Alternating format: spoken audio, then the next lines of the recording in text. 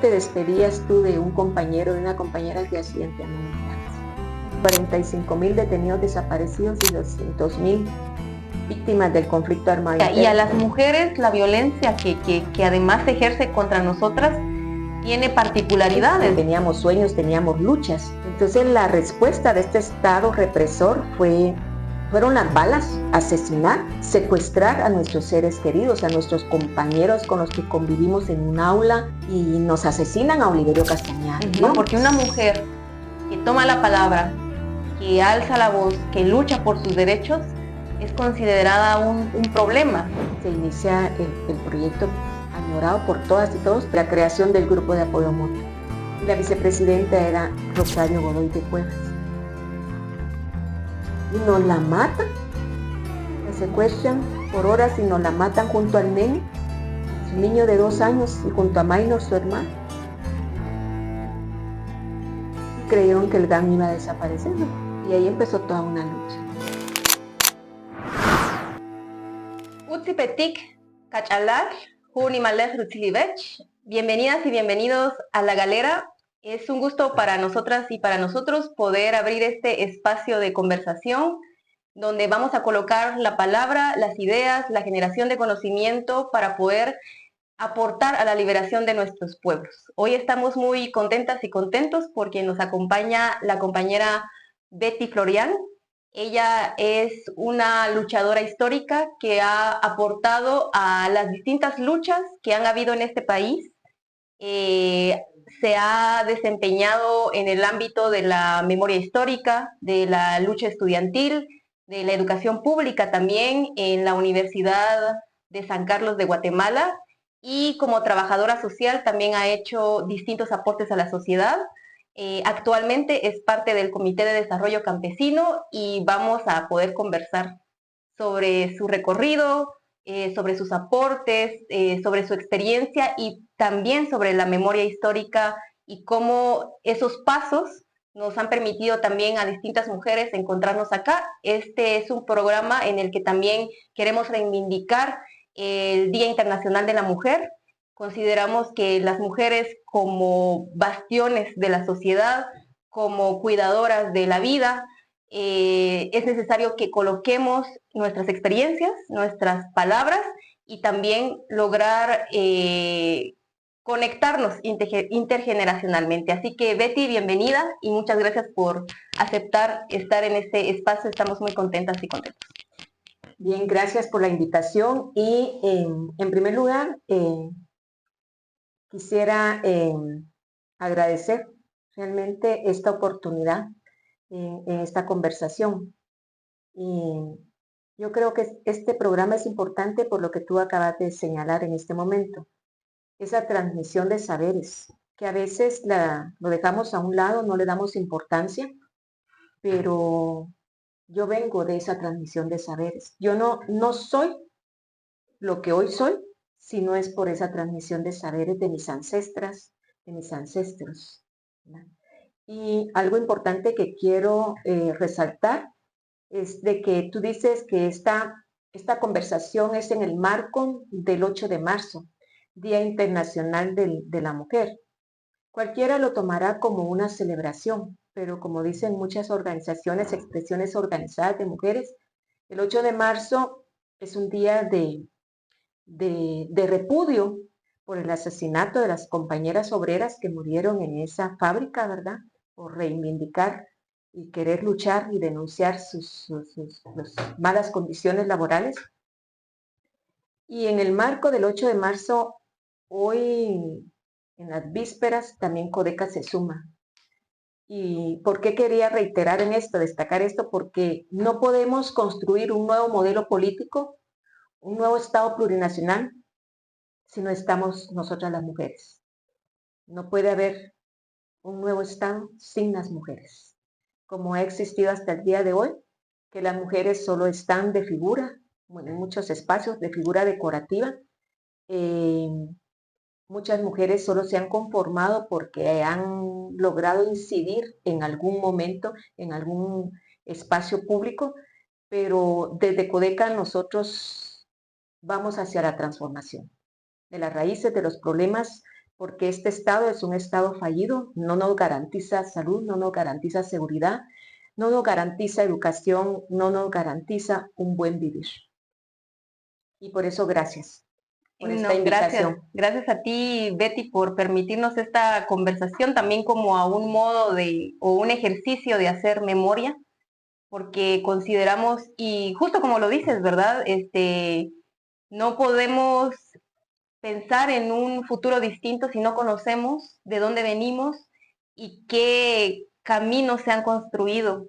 Entonces, Betty, cuéntanos un poco acerca de ti. Sabemos que tú inicias o tu lucha inicia también en la universidad, ¿no? En la Universidad de San Carlos. ¿Podrías contarnos también, esperando, ¿no?, que esta conversación pueda llegar a la juventud, que lamentablemente en Guatemala ha habido todo un proceso para eliminar la memoria? Incluso pues vamos a la universidad y estando en la universidad no nos hablan de la memoria histórica, de qué ha pasado en esta institución. Entonces, cuéntanos por qué decides organizarte, cuál era el contexto de la universidad en ese tiempo y cómo fue tu experiencia. Bien, yo ingreso a la Universidad de San Carlos en 1977, a la carrera de Trabajo Social en el edificio S1. Y pasó todo un primer semestre muy bonito, así muy académica yo, porque era estudiante trabajadora, ¿ya? Trabajaba y estudiaba. Entonces, no me podía dar el lujo de muchas cosas, estaba enfocada en estudiar. Pero después, en el segundo semestre, ya se dio todo un movimiento estudiantil, porque la Escuela de Trabajo Social había sido adscrita al campus central, reconocida por la Universidad de San Carlos en 1975. Inicia sus labores dentro del campus central. Pero la directora fue una imposición, fue designada por acuerdo de rectoría.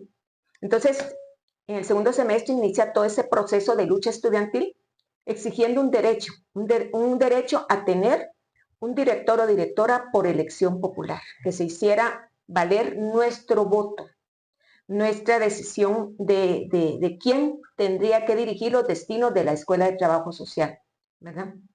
Entonces, en ese sentido, pues ya empecé a participar en ese movimiento estudiantil. Fue una lucha que dio frutos, porque logramos que desde ese momento, pues, ser escuchados en el Consejo Superior Universitario, las compañeras que tenían a la vanguardia todo este paquete de denuncia y de protesta y de peticiones, pues llegar hasta el Consejo Superior Universitario, y después de tener cerrado el edificio S1, casi todo el semestre, pues accedieron a nuestra petición de tener elecciones, ahí sí que por decisión popular, decidir quién iba a ser nuestro director o directora, y así fue como se convocó a la primera elección en la Escuela de Trabajo Social. A raíz de eso ya se dio todo un movimiento estudiantil, y nos aglutinamos a través de la Unidad Democrática Estudiantil de Trabajo Social,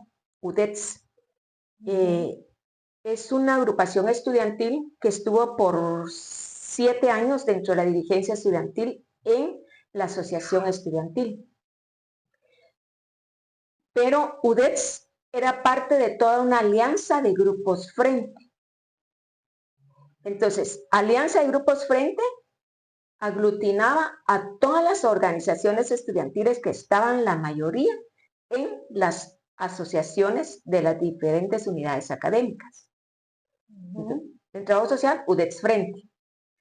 En Económicas, VPraxis. En Derecho, Veo Frente. Todas éramos así de la alianza de grupos frente, ¿verdad? En Ingeniería, el CEDI Frente. Ya no me recuerdo de Arquitectura, de Agro, ya no me recuerdo. En Medicina era MEN Frente. Movimiento Estudiantil de Medicina. Entonces, todo ese grupo toda esa alianza de grupos de asociaciones, de unidades académicas de la Universidad de San Carlos, pues no solo teníamos un trabajo para realizar a nivel interno de la USAC y cuál era nuestro trabajo. No solo era de denuncia, estar aglutinado, sino que había análisis crítico y había propuesta.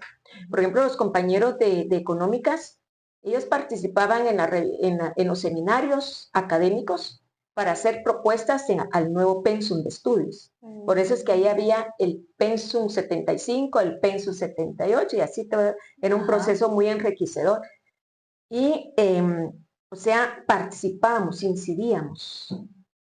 Nosotros incidimos con las elecciones, pero a raíz de eso nos dimos a la tarea de luchar porque solo era una carrera técnica de trabajo social la que existía en ese momento, como había sido creada originalmente en el Instituto Guatemalteco de Seguridad Social, la Escuela de Trabajo Social, en 1949.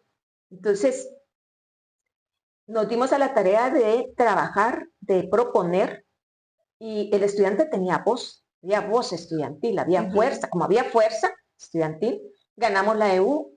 En ese momento, Luis Felipe Díaz era el secretario de EU en el 77, le entregó a Oliverio Castañeda de León, que era de nuestra alianza de Grupo Frente, ganamos, ¿verdad?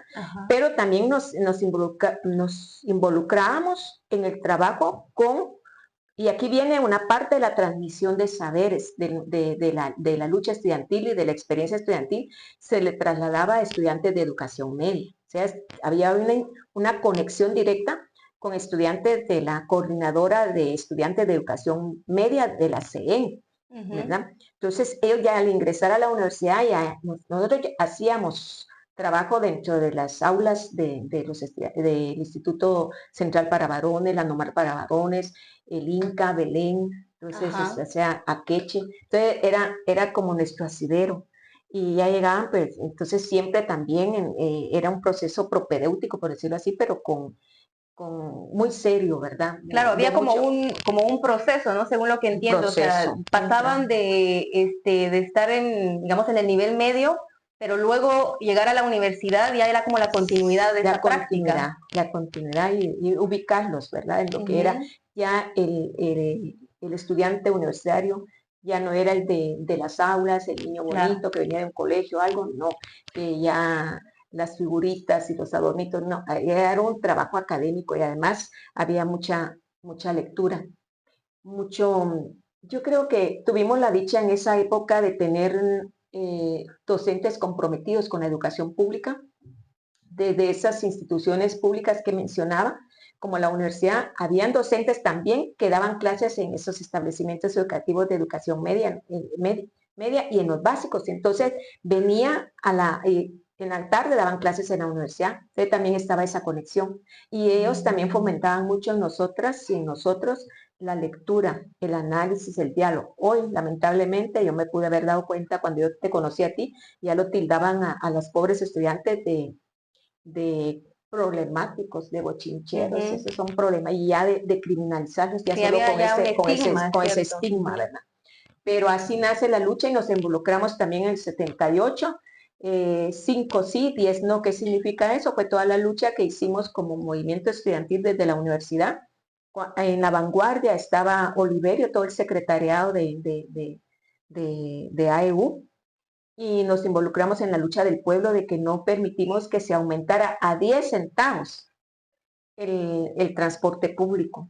Sí, y se quedó en 5 y fue una lucha donde estuvo todo el pueblo también, ahí sí que sumergido en esta lucha junto con los estudiantes. O sea, era una universidad que reivindicaba sus luchas a la par del pueblo. Era una lucha del pueblo, pero también que afectaba al estudiante, porque nosotros veníamos del pueblo, pues. Claro. Y entonces el tener 5 centavos para trasladarnos a la universidad costaba, pues.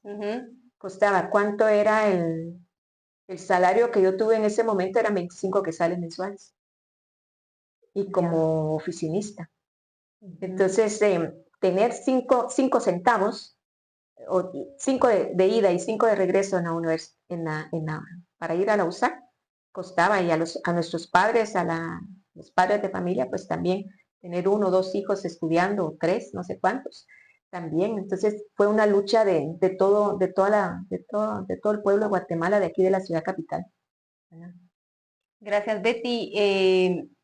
Bueno, yo escucho y creo que parte de esa historia que además se nos ha negado porque lamentablemente en la misma universidad una estrategia ha sido precisamente eso, ¿no? Anular, borrar, no hablar al respecto de cómo ha sido también esta transición, ¿no? Lamentablemente todo este efecto ha provocado que ahora las condiciones de la universidad, pues sabemos que tiene una situación bastante compleja, ¿no? De imposición, de corrupción, de distintos problemas que hay. Pero cuéntanos también, Betty, entonces en ese momento en el que se da, ¿no? Todo, en el que estamos hablando de una universidad que como decías bien tú, o sea, es la gente del pueblo estando en la universidad, ¿no? Y eso es una conciencia, porque, Sí. es decir, estudiar y trabajar no es sencillo. Yo también fui estudiante trabajadora y además de la jornada, pues, en historia, ¿no? De la escuela de historia, que somos de la jornada nocturna, donde la mayoría trabajamos durante el día y como podemos llegamos a la universidad a formarnos, ¿no? Entonces creo que todas esas características también abonaban de alguna forma la conciencia política. Pero entonces, ¿cuál fue la reacción del Estado, de la represión? Porque me imagino que también, ¿no? En ese contexto en el que había organización, conciencia, formación, como lo mencionabas, cómo actuaba la contraparte, digamos, los que tenían el control, que sabemos bien que además se insertaron en la universidad, porque también esa fue una estrategia que adoptaron para desmovilizar, desestructurar desde adentro? ¿Qué puedes contarnos sobre eso? Mira, yo pienso que el enemigo siempre ha estado presente, ¿verdad? Estuvo presente en toda esa movilización de 1978 y nos asesinan a Oliverio Castañar y León, pues, después de dar su discurso el 20 de octubre, nos dejan sin el subsecretario, el segundo de a bordo, que era Antonio Ciano. Y así sucesivamente fueron descabezando en ese tiempo. O sea, la respuesta del Estado criminal, que persiste hasta el día de hoy, fue asesinar, secuestrar a nuestros seres queridos, a nuestros compañeros con los que convivimos en un aula, en una sede de asociación estudiantil, que teníamos sueños, teníamos luchas, ¿verdad? En conjunto. Entonces la respuesta de este Estado represor fueron las balas, fue la detención ilegal y desaparición de miles y miles de universitarios, pero no solo universitarios y universitarias, porque nosotros se hizo una lucha en el 78, que yo te estoy hablando de esto, que era una lucha también de sindicatos, estudiantes que estaban por ejemplo, Edgar Fernando García, que ahorita el 18 de febrero cumplió 41 años de detenido desaparecido, era estudiante de Derecho, ¿sí? Y era miembro del sindicato de Cabiza. ¿Y por qué menciono a Edgar Fernando García? Él era el esposo de Ninette Montenegro, que es cofundadora del Grupo de Apoyo Mutuo, que dio lugar a la lucha de miles de madres, de esposas, de hijos, a la creación de esa lucha de exigir que aparecieran nuestros seres queridos, de luchar porque se hiciera justicia. Y entonces, no solo era el movimiento estudiantil, eran sindicatos, eran obreros, eran campesinos y campesinas, que estábamos en acciones conjuntas. Entonces, el Estado actuó indiscriminadamente. Y no nos olvidemos de que estoy hablando del 78, 79, 80, a mediados de los 80, finales del 80 con el 89, que pero solo en los años 80, pero hay años álgidos, como el 84, donde del 80 al 84 creo que la universidad sufrió los embates más crueles de este Estado represor. Pero había un objetivo. No solo era reprimir y decirle vamos a matar a Oliverio, le vamos a secuestrar a esto, los vamos a dejar sin sus cabezas, sin sus líderes, sino era aniquilar la conciencia, aniquilar la ciencia, porque se fueron muchos profesores y profesoras también detenidos y desaparecidos y asesinados. Entonces, la contraparte, la reacción es crimen de lesa humanidad, porque por eso tenemos 45,000 detenidos desaparecidos y 200,000 víctimas del conflicto armado interno. Y la universidad, como lo he llamado yo, sufrió el martirologio, ese martirologio universitario, y que muchas familias incluso no se atrevieron a denunciar, silenciaron las voces de una hija que tal vez era conviviente de algún compañero. Yo conozco casos, por estar en el tema de la memoria histórica, me han impresionado dos casos grandes. Uno que una estudiante me dijo, es que a mí me prohibieron en mi casa meterme en algo. Me lo dijo hace menos de 6, 8 años antes de que yo me jubilara. Y el día que se inauguró el monumento a los mártires universitarios, un día, unas horas antes me llamó una persona y me dijo, mire, y mi papá lo pueden poner en esas planchas de acero el nombre, porque mire, a mí me negaron la oportunidad de saber de mi papá, porque mi abuelo le sentenció a mi mamá que no se hablara de mi papá en la casa, nunca, porque él era un guerrillero. Y entonces este señor, porque ya no es un joven, le fue negada su historia. Y así hay varios casos. Y digo yo, dentro de la gente de la universidad que estaba participando en un movimiento estudiantil, que tenía otro nivel, otro conocimiento y había tal vez adquirido un poco de aprendizaje de lucha, de reivindicación, de denuncia. Y fueron silenciados por el temor, ¿verdad? Porque este Estado represor quería eso, aniquilarnos, enmudecernos, pero la lucha hasta el día de hoy sigue. Yo soy producto de eso, 47 años después de haberme iniciado en el movimiento estudiantil en la Universidad de San Carlos, de seguir luchando.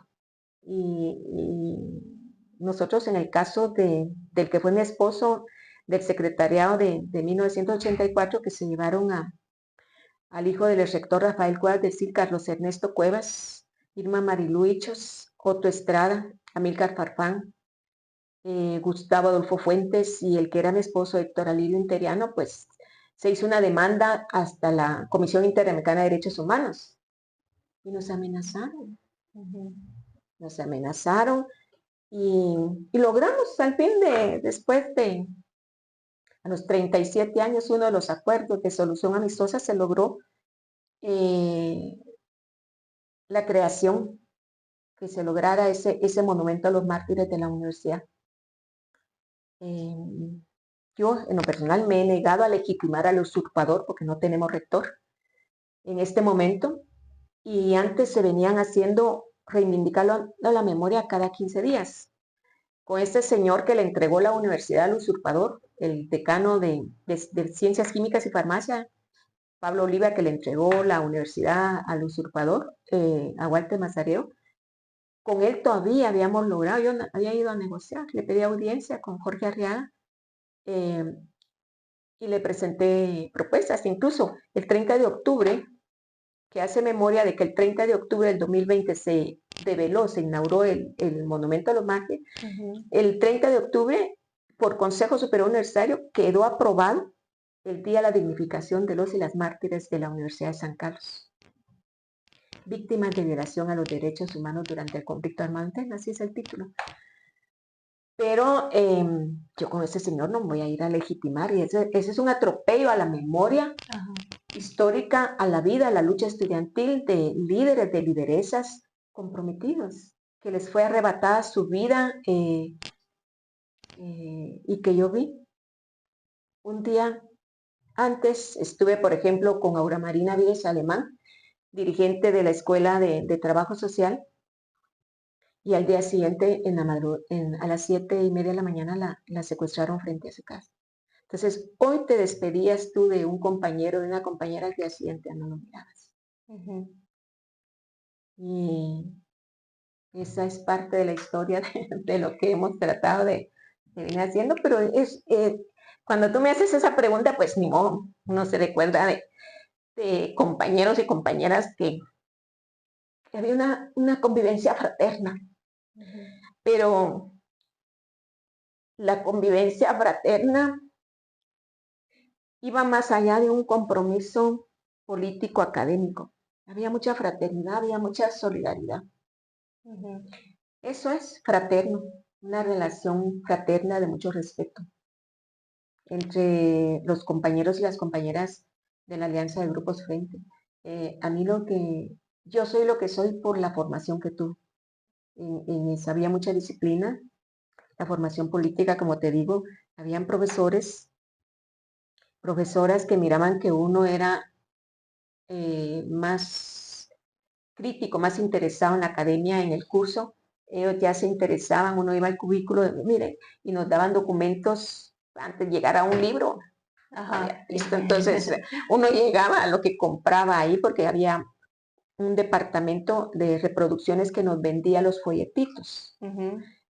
Ponete que te costaba 20 centavos un folleto de 20 hojas. Y ahí leíamos y íbamos fortaleciendo más con la lectura nuestros conocimientos y nuestras convicciones también. Y bueno, yo escuchándote también creo que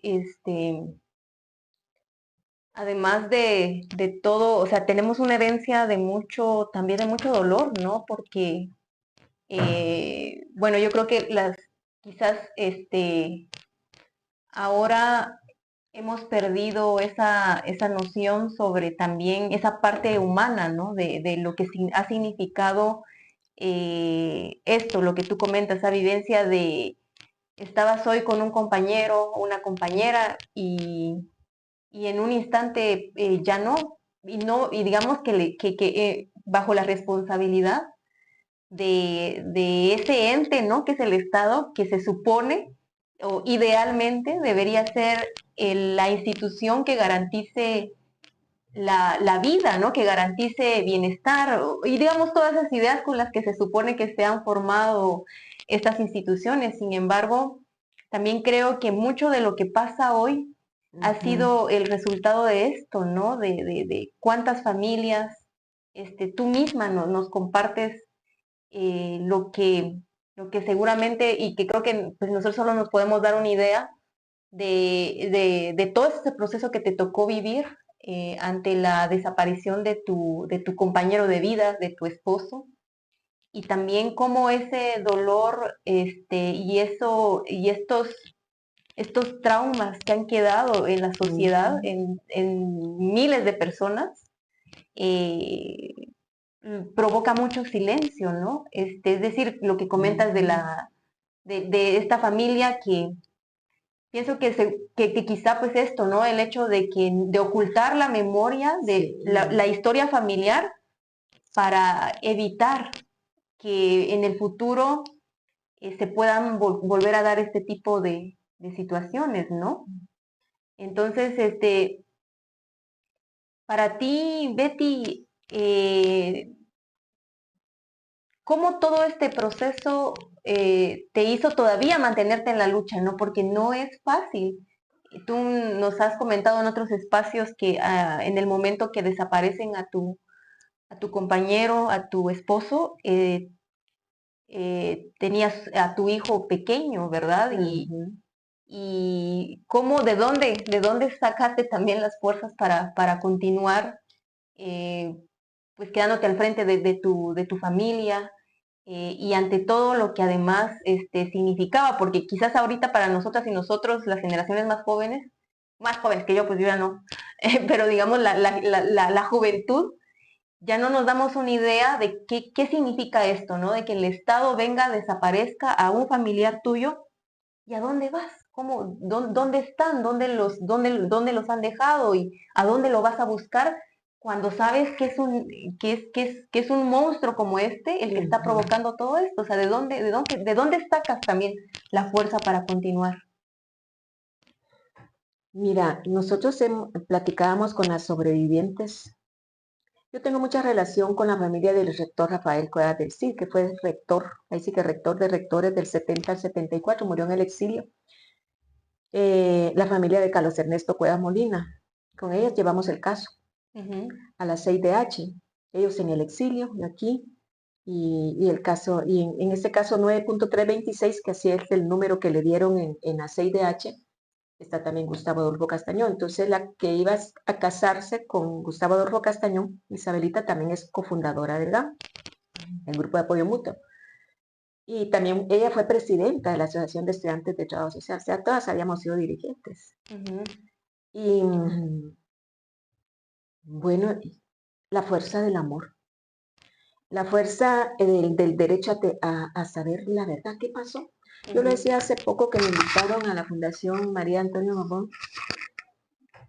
En ese momento de que te arrebatan a un ser querido de esa manera tan cruel, ¿a dónde vas a buscar? No tenés información, dónde está, qué pasó, dónde lo secuestraron, en qué carro lo metieron, las placas, de qué color era el carro. Allá vas atando lo que más o menos dicen. Y te volvés, lo hablábamos en esa oportunidad en un conversatorio, uno se vuelve loco. Buscas en la morgue. Ahora se llama INACIP. Hace 40 años no se llamaba INACIP, había morgue. La policía. Y que nos juntamos, que ya después hacíamos misas rogativas en catedral con el apoyo de Monseñor. Creo que estaba próspero todavía. Y ahí nos empezamos a juntar. Las mujeres, ¿verdad? Mamás, esposas, hermanas. Y entonces te volvés como loca, te vuelves loco buscando a tu ser querido. Y ahorita el martes 18, que les decía, fue un aniversario más del secuestro de Edgar Fernando García. Yo le puse un mensajito a Ninette García, a Ninette Montenegro. Le decía, solo le puse, te mando un abrazo con todo mi corazón. Te estuve pensando todo el día. Entonces me dices, sí, vos, fíjate que por lo menos antes tenía mi único eslabón, era la mamá de Fernandito, como le decíamos, doña Emilia, que trabajó mucho en el grupo de apoyo mutuo.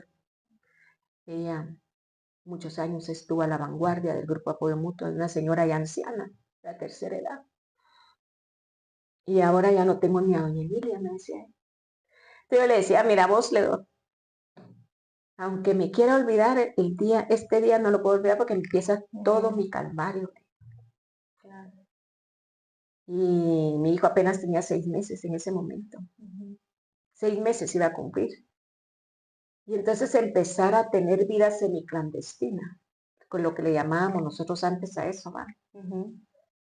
Y mucho más difícil con un hijo pequeño, y que tenías quien te lo cuidara. Y entonces, y hablábamos, pues tenemos que juntarnos, tenemos que hablar de tantas cosas. Me puso Ninette este martes en la noche. Yo le decía, mira, empieza todo mi calvario, que tuve que irme a vivir y a dormir en el suelo con mi niño de 6 meses, exponiéndola tanto. Y ya después vivir en casa de huésped con y trabajar y hacer vida semiclandestina.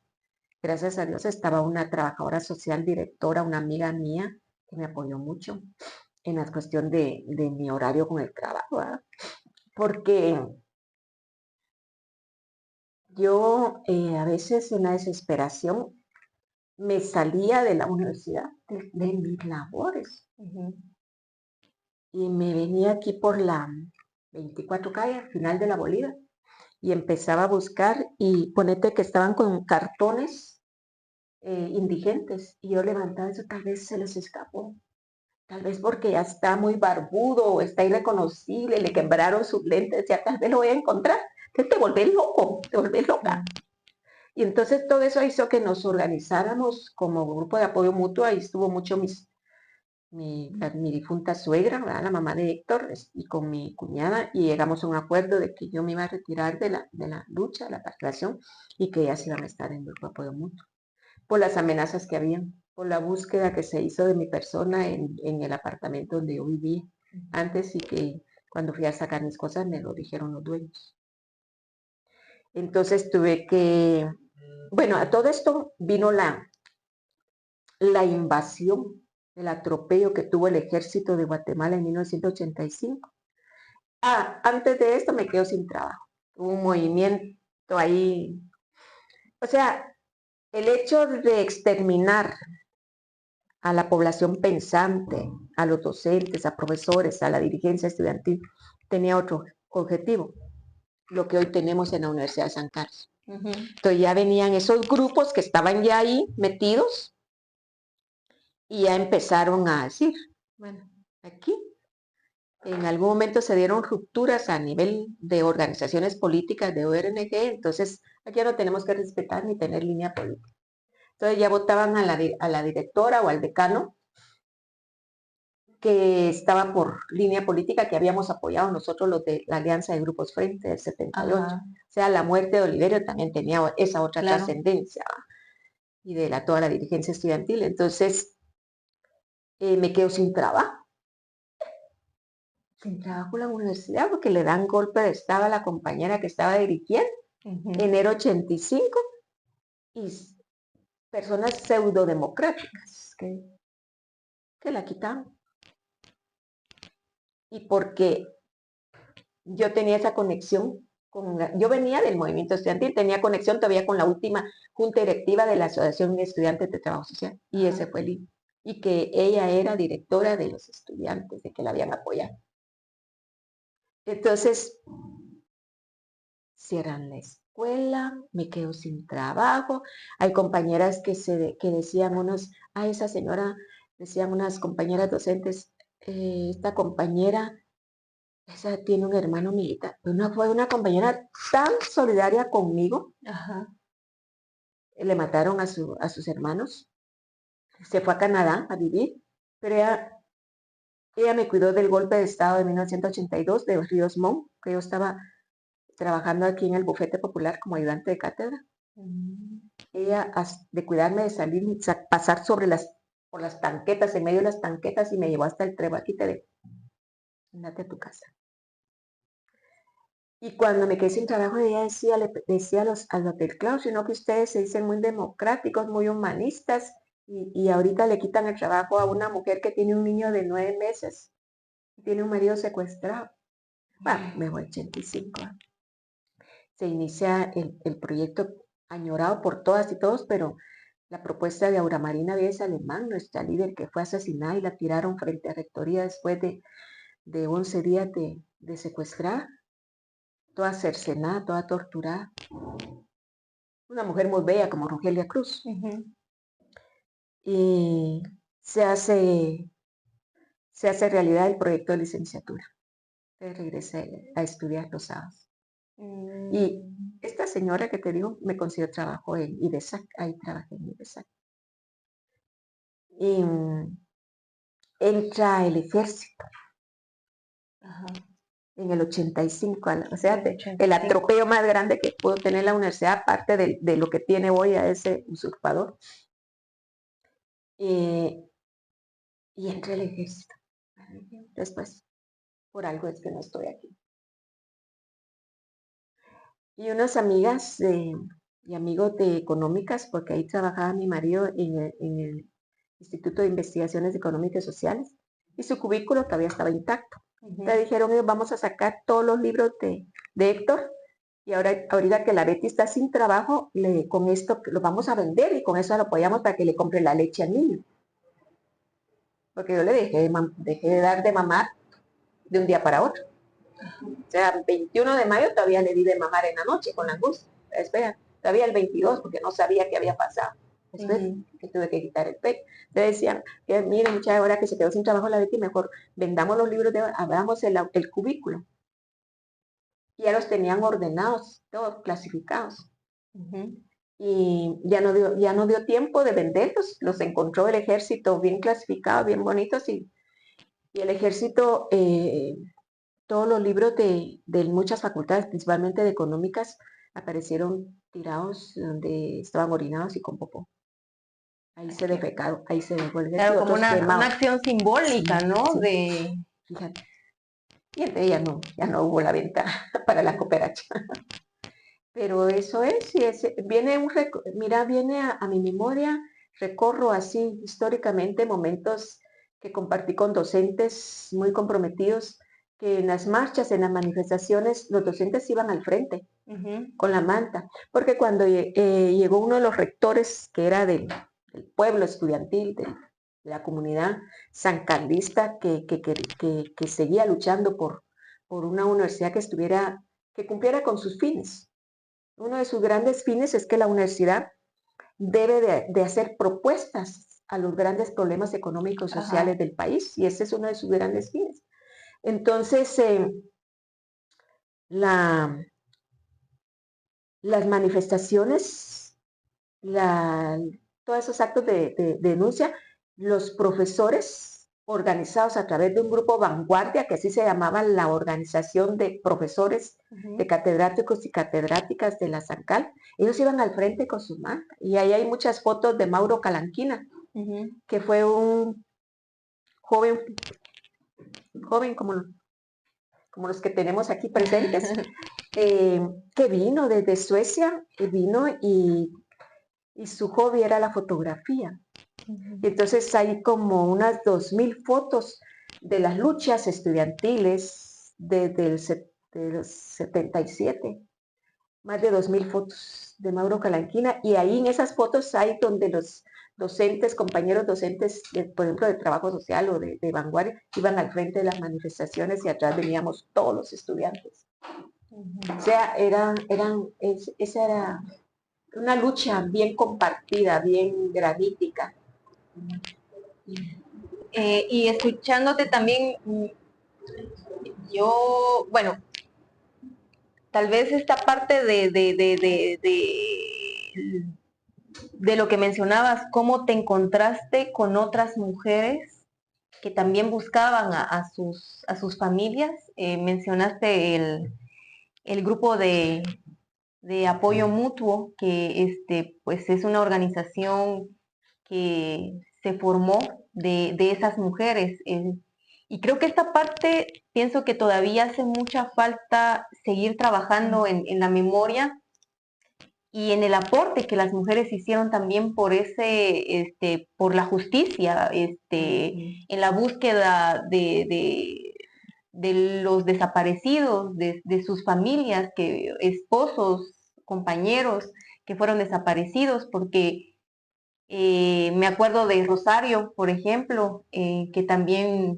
Rosario Godoy de Rosario Cuevas. Godoy, sí. Y la historia muy dura también de la desaparición de ella y de su bebé.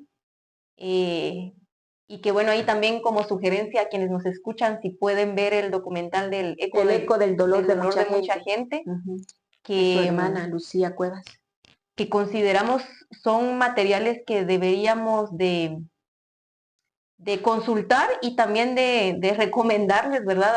Principalmente a la juventud, porque creo que esto que te menciono sobre cómo las mujeres se encontraron en una situación de este tipo, de esta magnitud, y también las implicaciones para sus vidas, porque además pues las mujeres con el trabajo de cuidado que ha sido fundamental para que estemos aquí, sin el trabajo de cuidado que las mujeres han hecho y que lamentablemente sigue sin ser reconocido en esta sociedad patriarcal, no nos percatamos también de cómo esas mujeres han sido fundamentales para la memoria, para la justicia, y cómo, porque también me acuerdo en este momento de Rosalina Tuyuk también, que, Conavigua, fundadora ajá, Conavigua. fundadora de Conavigua, que también en esta lucha y en estos recorridos que tú mencionas, ¿no? De persistir, de resistir por saber dónde están sus familiares, dónde, aún con el contexto, ¿no? Ese contexto hostil, ese contexto de persecución, de bastante violencia. ¿Tú qué piensas de esto? Es decir, ¿cómo ves esos aportes que las mujeres hicieron tanto en la lucha estudiantil, todas esas compañeras que has mencionado, Rogelia Cruz, Aura Marina Vides? Hay muchas más, incluso nombres que seguramente desconocemos, por ejemplo, que en mi caso desconozco, pero que fueron fundamentales en la lucha. Quizás pues, han habido, por ejemplo, en el movimiento estudiantil símbolos, ¿no? Como es Oliverio Castañeda, pero las mujeres fueron una parte muy fundamental, tanto en esa lucha estudiantil, el movimiento estudiantil, como en la lucha de la universidad también, seguramente catedráticas, y en esto que ya estamos hablando, ¿verdad? La lucha por la memoria, por la justicia. ¿Cómo ves tú ese aporte que las mujeres han dado en todo este recorrido que hemos hecho de esta parte de nuestra historia? Fíjate que ahorita me trajiste a la mente, bueno, nos organizamos, pero nos conocíamos, porque éramos parte del movimiento estudiantil de la Alianza de Grupos Frente. Ninette Montenegro era del BEO Frente, de Derecho. Isabel Chochón era de Trabajo Social. Rosario Godoy de Cuevas era de la Escuela de Ciencia Política, nos conocíamos, yo era de Trabajo Social, todas nos conocíamos. O sea, las medio viudas o con la esperanza de encontrar a nuestros seres queridos. Beatriz Velázquez era de Económicas, era la esposa de Otto Estrada, la mamá ella es mamá de Paulo Estrada. Entonces nos conocíamos todas porque habíamos bregado en la lucha estudiantil, ¿verdad? En el movimiento estudiantil del 77, era lo que hoy son todos ustedes, la patojada y toda la patojada de la USAC de ese momento. Y es cierto, el golpe que te dan te deja así, en shock. ¿Y qué hacemos? Y solas. ¿Y dónde están las otras? ¿Será que se fueron del país? O están, pero ya empezar, ya después, aunque sea que, que en la iglesia, como decía, en la policía, en la morgue, pues ahí de encontrarnos y empezar ya a ver cómo nos reuníamos en algún lugar, donde encontrábamos un lugar. Porque la USAC ya no íbamos en ese momento, pues teníamos miedo. Pero agarramos valor, mira, ¿y por qué nos conocíamos? También porque, aparte de la lucha estudiantil, por ejemplo, con Rosario Godoy de Cueva, yo la recuerdo a ella de estudiante, la recuerdo embarazada de, de su niño, Augusto Rafael. Y trabajamos más que todo, aparte de la lucha estudiantil, había un grupo de mujeres universitarias que tenían otra misión y otra visión. Y se estaba creando la Unidad Nacional de Mujeres de Guatemala, la UNANG, lo que hoy es la UNANG. Y me recuerdo de una compañera que nos daba clases, docente, y fuimos hasta allá, casi por Villalobos, no sé dónde ella trabajaba en una ONG, y ahí nos consiguió un saloncito y ahí nos reuníamos. Por la zona 12 también teníamos otro lugar donde nos reuníamos. Y entonces estaba toda esa lucha, pero aparte de que era también, a mí me recuerda mucho eso con Codeca porque había formación. Entonces, ¿y para qué? Una organización de mujeres. Imagínate, te estoy hablando de los orígenes de UNANG. Y entonces nos reuníamos también. Ese día que Aura Marina Vides Alemán fue secuestrada, iba a una de esas reuniones en la casa de una compañera de la zona 15. Fíjate, que su mamá había sido maestra y por eso vive ella tienen todavía esa casita hasta el día de hoy de la Colonia del Maestro, de la zona 15. Y así en varios lugares, pero y entonces también hacer el contacto con otras mujeres por el trabajo de la lucha que traíamos y que pertenecíamos a una organización política también, ¿verdad? De revolucionaria. Entonces, con Rosario Godoy anduvimos en barrios, en los barrios. Por ejemplo, aquí por la zona 3, en otros asentamientos, trabajando con mujeres. Ese es el recuerdo, y embarazada, y aguantando hambre. Pero era nuestra lucha, ¿verdad? Y te digo que los aportes de estas compañeras mujeres, yo te destacaba ya una parte de Aura Marina Vides hacia el movimiento estudiantil, hacia la lucha por mejorar el estatus académico de la profesión de trabajo social.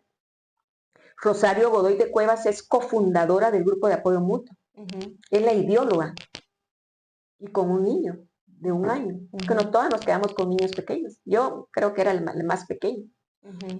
Y entonces el aporte de Rosario también está en esos orígenes de la creación de la UNANGE, hacia a la lucha, al gran aporte hacia la lucha de reivindicación por la justicia, del esclarecimiento de la verdad de los detenidos desaparecidos. 9 meses luchó desde la creación del grupo de apoyo mutuo. Y de la Junta Directiva, Héctor Calito era el secretario, el presidente de la Junta Directiva del grupo de apoyo mutuo. Y la vicepresidenta era Rosario Godoy de Cuevas. Y nos la matan, la secuestran por horas y nos la matan junto al nene, a su niño de 2 años, y junto a Maynor, su hermano. Y creyeron que el gang iba a desaparecer. Primero matan a Héctor Calito. Y la foto que está en el eco del dolor de mucha gente, incluso creo que es la foto donde ella da su mensaje de dolor y de repudio por la muerte de Héctor Calito. Y ahí empezó toda una lucha. A veces hay lugares en que me cuesta aceptar ir. Y fui cuando Álvaro Colón nos pidió perdón a la familia Cuevas Molina, a la familia de Gustavo Castañón Fuentes y a mi persona. Era parte de los acuerdos de que el Estado reconociera su responsabilidad por negligencia de no haber investigado dónde estaban, ni poner recursos de exhibición personal, ni nada. Negligencia. Ya va a aparecer. Yo fui a buscar a uno que decían que era medio primo de Héctor Interiano a una zona militar con mi niño en brazos. Y me dijo, ya va a quedar Vinicio, ya todo se va a resolver. Ya va tal vez, si no estaba metido en nada, va a aparecer después. Refiriéndose a Vinicio Cerezo. Ya. Y él llegó a ser ministro de la Defensa. Y después le cerró la puerta a la mamá del que era mi esposo. Nunca la atendió. Y yo me arriesgué a ir hasta esa zona militar a buscarlo. A escondidas de mi suegra. Y lo tengo dentro de la denuncia en el MP. Y entonces son los aportes de Rosario a la creación, Rosario Godoy de Cuevas a la creación está en los orígenes de la UNANGE, a la lucha por el esclarecimiento de la verdad y la justicia por nuestros seres detenidos desaparecidos, ¿verdad? Que hasta el día de hoy existe el grupo de apoyo mutuo. Lamentablemente, la historia de nuestro país está bañada en sangre, ¿verdad? Estos eran los pioneros, los 2 principales dirigentes que tenía el grupo de apoyo mutuo, Héctor Calito y Rosario Godoy de Cuevas, que era la ideóloga. Ella era la de los recursos de exhibición personal, ella era la de documentos. Cargaba su maquinita pequeñita de portátil, de esas de escribir. Mecánica, no lo que existe hoy en el computador. Y entonces ahí pues se hacían las notas para que se dirigían al director de la policía, a todos los lugares, ¿verdad? Esos son los grandes aportes. Lamentablemente, pues, fueron arrebatados de nuestros lados, de nuestra organización, de nuestra movilización y de la cuna de su seno familiar. Y además también mujeres que se encontraron de distintas generaciones, ¿no? Porque Sí. mencionabas también Yo te decía las que eran profesoras, Ajá. que eran parte del grupo Vanguardia, y nosotros éramos como su semillero, pero es que fueron aprendizajes y acciones de lucha conjuntas entre las compañeras docentes y nosotras. Y esa es una de las intenciones de esta conversación, es que hay una necesidad innegable de que las distintas generaciones podamos conectarnos también a través de la conversación para conocer nuestra historia, para poder también reconocer a todas estas mujeres que han luchado y cómo es necesario, es decir, no podemos como separarnos, ¿no? Porque si no reconocemos de dónde venimos, para las mujeres, la historia de las mujeres es muy necesaria, porque para que una mujer frente al sistema como es, para que una mujer abra camino y que otras podamos transcurrir por esos caminos ha sido mucho trabajo. Y en esta historia en esta parte de la historia que estamos hablando hoy, en el que también esa lucha por el esclarecimiento, por la justicia, también implicó la lucha de mujeres diversas, ¿no? Porque mujeres universitarias, las madres también de los desaparecidos, compañeras que pues, venían de distintos lados también por esa búsqueda. Y entonces, Betty, ¿tú qué piensas ahora? O sea, digamos ahora el tiempo es muy distinto en el sentido de que no estamos viviendo en un contexto con esas características que nos comentas. La situación del país no ha cambiado, ¿no? O sea, a nivel de empobrecimiento. Se ha disfrazado. Ajá, exactamente. Yo le llamo que se ha disfrazado. Las estrategias de opresión, ¿verdad? Se han disfrazado. Hoy, por ejemplo, a los estudiantes los criminalizan desde las aulas. Alzan la voz y lo que pasó hace 2, 3 días en ciencia política, ¿va? Te arrebatan tu carnet y ya te quieren sancionar expulsándote. Y entonces se han disfrazado esas estrategias de opresión, pero están latentes. Están latentes, ¿verdad? Y yo creo que con todas las estrategias de contrainsurgencia que hubo durante los 37 años de conflicto armado interno, el recordar a más de 600 aldeas que fueron quemadas con su población en fosas comunes, 200,000 asesinados, 45,000 detenidos desaparecidos. Y cuando aparecen las osamentas y la forma en que aparecen las osamentas de niños, de ancianos, de hombres y mujeres, hay un mensaje de crueldad y de querer silenciar las voces del clamor por la justicia. Pero, por ejemplo, en Codeca, si bien es cierto, en algunos espacios, por ejemplo, el movimiento estudiantil universitario está por los suelos. Los estudiantes están con mucho miedo, con mucho temor en este momento, por las condiciones que fueron creadas, ¿verdad? Y fortalecidas con esta gente actualmente, con el usurpador. Pero a nivel de país, la existencia de Codeca. Codeca no ha estado al margen de ser víctima de esta opresión, de ser víctima de que tiene aproximadamente, si no estoy mal, 30 o 32 dirigentes dirigentes de Codeca, campesinos y campesinas.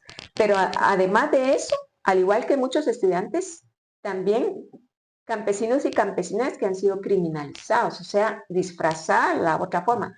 Hay un asesinato civil, digamos. ¿Cómo explicarte esto que se me ocurrió a mí? Asesinato civil. Por ejemplo, los estudiantes los criminalizan, los expulsan, ya no dejan que concluyas tu proyecto de vida. Y entonces, si no te los meten presos, y entonces te manchan tus papeles. Se llevan a dirigentes de Codeca y te dan ese asesinato, esa muerte civil, porque después están manchados tus papeles, porque los aprendieron, los metieron presos, no han demostrado en ningún momento de la gente que ha sido criminalizada y ha sido detenida, no han demostrado el delito por el cual supuestamente se los llevaron a la cárcel, pero está esa muerte civil, que ya no te dan trabajo. Exacto. Ya no puedes. Te anulan, ¿no? Te anulan de tus derechos. El derecho a acceder a un trabajo, a tener una vida al igual que el resto. Entonces, este sistema criminal de muerte en el que vivimos ha disfrazado sus estrategias de cómo combatir la lucha social. Y Codeca ha sido víctima. Y dentro de estos 32 asesinadas, hay muchas mujeres. Y entonces tenemos un aporte de las mujeres de Codeca en esta lucha social, en un movimiento sociopolítico que después de 32 años existe, pese a la criminalización, pese a los asesinatos, pese a que han sido detenidos y encarcelados muchos de sus dirigentes, pero aquí está presente. Y en el marco del 8 de marzo, pues yo decía al inicio de esto, no es una fecha para celebrar, sino que para denunciar, para protestar en contra de lo que este Estado criminal no garantiza, no es garante de las condiciones dignas de vida para todas las personas. No digamos solo mujeres, sino que hombres, mujeres, niños, adultos mayores, las juventudes, totalmente abandonada, ¿verdad? La niñez, las juventudes. Exacto, y parte también de la desmemoria es la despolitización, que lo que sucede con el 8 de marzo, por ejemplo, o ha venido sucediendo, ¿no? Que es que en el perder la noción de lo que ha ocurrido, se nos olvida que es eso, no es una fiesta. El 8 de marzo no es una fiesta, sino es un momento de lucha y de protesta, como diría una de las consignas. Y de reivindicar memoria histórica. Y de reivindicar memoria histórica, porque hay un legado de ancestras, de compañeras de las que estábamos hablando, Rosario Godoy de Cuevas, Aura Marina Vides, Guadalupe Navas, que era la esposa de Manolo Andrade Rojas, grandes catedráticos de la Universidad de San Carlos. Rita Navarro, que era también en ese momento funcionaria, tantas, Cándida Rosa del Valle, tantas mujeres valiosas que dieron su aporte, pues, y ya no están. Es un legado también de las mujeres que ya no están y que el 8 de marzo debe servir para reivindicar memoria histórica, principalmente de las ancestras que les fue arrebatada su vida. Exacto, y que ahí coloca, ¿no? Como el origen del 8 de marzo de mujeres trabajadoras luchando por sus derechos, como una gran cantidad de mujeres que luchan desde sus distintos ámbitos y que han luchado también, o sea, es decir, no hemos estado solo pasivas frente a la realidad, ¿no? Y también que hemos buscado reivindicar la lucha también de las mujeres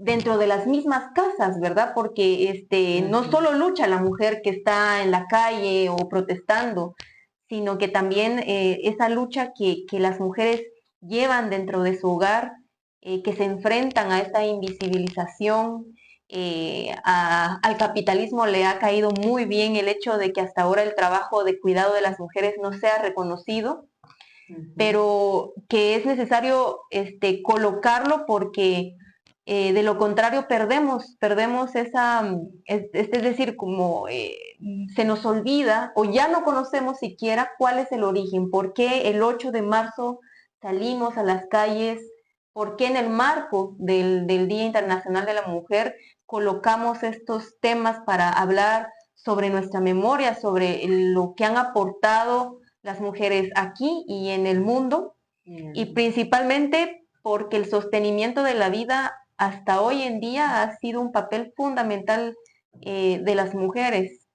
Entonces creo que nuestra intención parte de esto precisamente, ¿no? De hacer memoria porque al menos para los pueblos originarios, la palabra es muy importante, porque la palabra significa, bueno, además entre toda la destrucción que hemos vivido, en la oralidad hemos mantenido mucho, o diría yo, la mayor parte de nuestra, digamos, de nuestra visión de la vida, de la existencia misma, y a través de la palabra y la oralidad hemos logrado también eh, sobrevivir, ¿no? Y persistir y resistir y llegar hasta acá. Entonces el hecho también de que entre mujeres mismas podamos hacer este ejercicio de nombrarnos, también de reconocernos, y esta es parte también, esta es una intención de este espacio, o sea, reconocer la lucha que han tenido las mujeres, que tú has tenido, que otras han tenido, para que podamos estar aquí y que podamos hablar sobre lo que ha ocurrido con la intención principal de que si no tenemos memoria, no va a haber justicia, porque se nos va a olvidar lo que ha pasado. Nos dicen muchas veces que insistimos mucho, no es que por qué hablan de conflicto armado interno, es que hay una palabra que se suele usar mucho que es el resentimiento, ¿no? Somos resentidos. Ajá, que Porque estamos no dejamos en resentidas, paz resentidos, exacto. a nuestros seres queridos que ya no están. Así nos han dicho. Ajá, y es algo que todavía persiste, es una palabra que se suele mencionar mucho cuando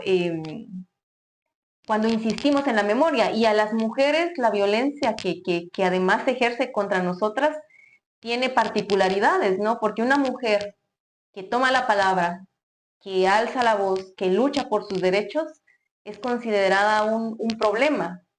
Hasta ahora, por más que estemos hablando de equidad, de derechos de las mujeres y un montón de cosas más, una mujer que no se calla, que además no se comporta políticamente correcta como la sociedad machista y patriarcal nos ordena, ¿no? Nos impone, somos mal vistas, estigmatizadas, tachadas como problemáticas. Claro. Y entonces ahí el hecho de poder también encontrar que hay otras mujeres en todas partes, en este mismo momento, ¿no? Toda esa gran cantidad de mujeres que estamos activas y que también venimos descendemos de muchas mujeres y de una cadena de mujeres que cada una de ellas ha tenido un papel muy importante para que estemos acá. Quizás no, como lo decía hace un momento, ¿no? Mis ancestras no todas seguramente tomaron la palabra como yo la estoy tomando ahora, pero sin el trabajo que ellas hicieron yo no estaría aquí. Entonces es parte también el objetivo de poder hacer esta conversación. Entonces, Betty, ¿por qué es importante esa conversación intergeneracional? Porque luego hay como una sensación también de que, bueno, que los jóvenes de ahora, pues ya, la juventud, ¿no? Ya no quiere saber nada del pasado, están en otro tiempo, o la idea de quiénes son más sabios, ¿no? Si la gente que ya está grande, porque la gente joven no conoce, y entonces empezamos como a separarnos y a distanciarnos, y eso nos hace mucho daño, porque si hay un distanciamiento, ese proceso de aprendizaje, ese proceso de traspaso de experiencias, de dolores también, de luchas, de alegría también, porque no todo ha sido dolor, sino también hemos encontrado entre el dolor la alegría y la forma de aferrarnos a la vida para existir. Entonces, ¿cómo podemos también hacer para que busquemos, en lugar de distanciarnos, conectarnos aún con las complejidades? Porque la juventud está inmersa ahora en un mundo que seguramente es muy ya desconocido para las generaciones pasadas, pero es la población de ahora, ¿no? Este país se forma por la mayor parte, la población de este país es mayoritariamente joven. Entonces, ¿cómo nos conectamos? ¿Por qué? Y cómo, ¿no? Bueno, para mí es importante ese encuentro, ese vínculo, ¿verdad? Entre jóvenes y los que ya no muy jóvenes y otros más avanzados, por la transmisión de saberes. Ese es un principio, y más en Codeca es un principio. Desde los pueblos originarios es una práctica de vida.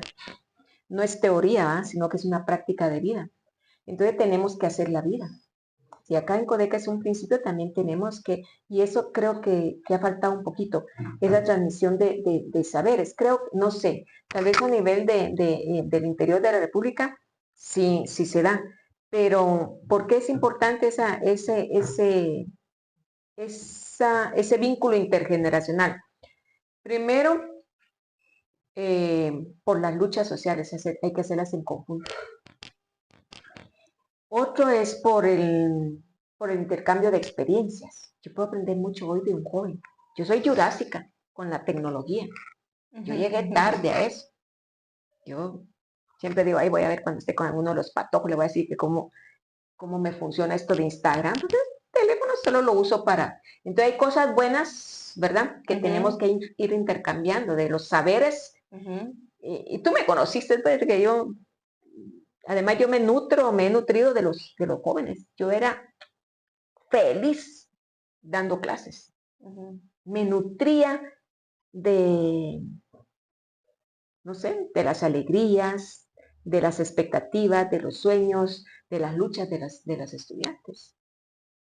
Y muchos grupos organizados al nivel estudiantil, pues yo siempre estuve a la par. Decía, miren, no hay que cometer cuestiones así, porque esto los puede, ya porque uno lo vivió. Hoy precisamente me reuní con unas que fueron de un grupo estudiantil de la escuela. Habían 6 compañeras. Y ellas haciendo anécdotas de cosas que ya ni me recordaba. Y qué lindo fue escucharla porque siempre no había tenido tiempo de juntarme con ellas. Son de 1987, de la promoción 87, me estaban diciendo ellas. Y ese intercambio de saberes, de experiencias y de acciones es importante. Pero ante todo para conocernos, para interactuar, para dialogar. Yo como tuve esa experiencia en el tiempo en que me formé en la Universidad de San Carlos, no lo veí mal. Sin embargo, nosotros como grupo estudiantil sí tomábamos nuestras propias decisiones. Si queríamos indagar sobre alguna cuestión, sí, recurríamos a ellos. Por ejemplo, nosotros, como les decíamos, en ese tiempo los estudiantes teníamos voz, teníamos decisión y teníamos fortaleza. El hecho de pedir a la dirección un aula y convocar a todos los docentes, aquí está, hicimos un diagnóstico del proceso de enseñanza-aprendizaje en esta escuela, estas son las debilidades, y no sabíamos nada de esa cosa de debilidades, ¿verdad? Y fortalezas que hoy dicen de esa cosa del plan estratégico, el FODA. Estos son los problemas que hemos encontrado. Las estudiantes de PS esto están pasando, esto es lo que pasa, que los supervisores, ¿no?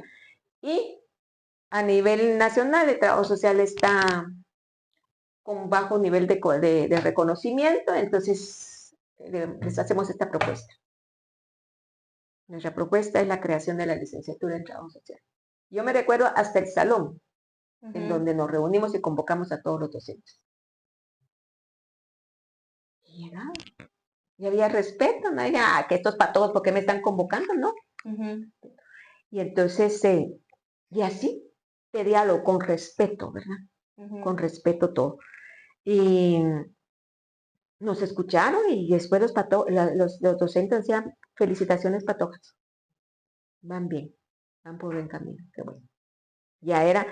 Entonces, para esto, vamos a organizar conjuntamente con la Asociación de Estudiantes y el claustro y la administración, la dirección de los seminarios para discusión del pensum de estudios de la licenciatura, que concluimos en congreso de trabajo social, de pensarnos trabajo social para quién. Y como yo se los digo hoy, todo lo que luchamos para que el trabajo social, porque la que ha dirigido la escuela ahorita en 3 periodos, muy aliada del usurpador, desde hace rato, ¿el trabajo social para quién? Tanto que lo discutimos en 1978, 79. Y yo se lo digo en su cara y por eso les caía mal, para fortalecer este Estado capitalista, este Estado de asistencialismo, de dependencia, ¿verdad? Ajá. Y yo se lo decía en su cara, por eso era la bochinchera, la docente bochinchera. Pero con todas las generaciones creo que tenemos que tenemos una responsabilidad moral, una responsabilidad política, una responsabilidad de adulta mayor, digo yo. No me puedo ir sin trasladar muchas cosas y todavía sueños que uno. A veces los jóvenes, yo voy a uno de mis sobrinos, es que ustedes los viejos como que lo que no hicieron quieren que nosotros lo hagamos. No, hombre, si a ustedes les vienen tiempos más difíciles. Y si no actuamos en unidad, vamos a ser nosotros, que éramos una organización graníticamente unida, bien organizada, bien fortalecida. Nos dieron riata en la Universidad de San Carlos. Nos atropellaron, nos arrebataron a nuestros seres queridos, nos aniquilaron como organización estudiantil.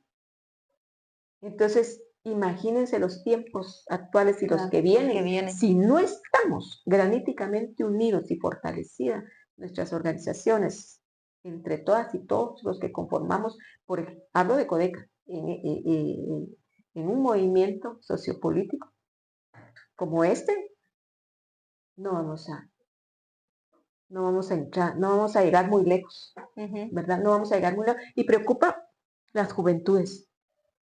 Preocupa a las juventudes porque es nuestra responsabilidad de lo que ellos van a hacer, de lo que ellos, qué herencia les vamos a dejar, pues dejémosles un buen legado de acción, de comunicación, de formación y de lucha conjunta. Pues muchas gracias Betty. Hemos ya llegado al final de esta conversación, pero yo quiero agradecerte por tu disponibilidad también de compartirnos. Me dijiste 1 hora y creo que esta fue 2 horas y me sacaste un montón de información. Pero muchas gracias. Eres topada porque cuando sentí me llevaste por un montón de lados. Entonces, gracias por compartirnos también tus sentimientos, porque yo sé que se mueven muchas cosas a partir de hacer este recorrido. Tremenda fuiste, no me quiso decir antes nada. Pero gracias de verdad por contarnos, por transmitir tu conocimiento, tus experiencias y por estar en este espacio donde lo que estamos buscando es que las palabras puedan incentivar, puedan ser ese fuego que además caliente nuestras luchas, nuestras conciencias. Así que muchísimas gracias Betty, gracias a todas y a todos quienes van a escuchar esta conversación, que la van a compartir y principalmente que van a llevarla también a su ser y a su conciencia.